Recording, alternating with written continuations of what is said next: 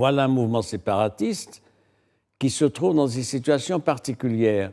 Depuis un an, il rejette le cessez-le-feu de septembre 91, qui a été conclu donc sous l'égide du Conseil de sécurité. Donc, évidemment, l'Algérie, elle, rejette le processus de paix, parce qu'elle n'est pas partie prenante dans le cessez-le-feu.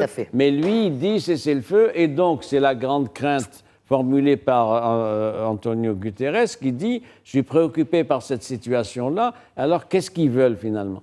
Ils ne respectent pas le cessez-le-feu et ils disent qu'ils continuent à le violer avec 1102 attaques armées avec guillemets depuis un an. 2, ils ne veulent pas le format de la table ronde. 3, ils bloquent le processus de travail normal de la MINURSO. C'est un mouvement qui n'a pas de raison d'être, indépendamment des aspects diplomatiques, etc. C'est une nuisance. On a le sentiment d'avoir des milices armées installées qui font du trafic, dont les connexions avec les mouvements djihadistes, terroristes sont connues, on va sûrement y revenir.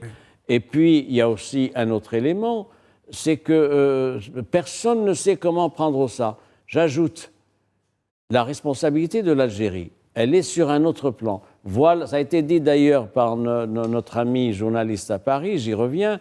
Voilà un pays qui a des pouvoirs de souveraineté sur son territoire national, en l'occurrence l'Algérie, et qui a délégué une partie de son pouvoir régalien, le pouvoir de souveraineté, à une entité fantoche qui est installée à Tindouf et dans les camps de Tindouf. C'est une atteinte majeure au respect du droit international et des principes de la souveraineté des États.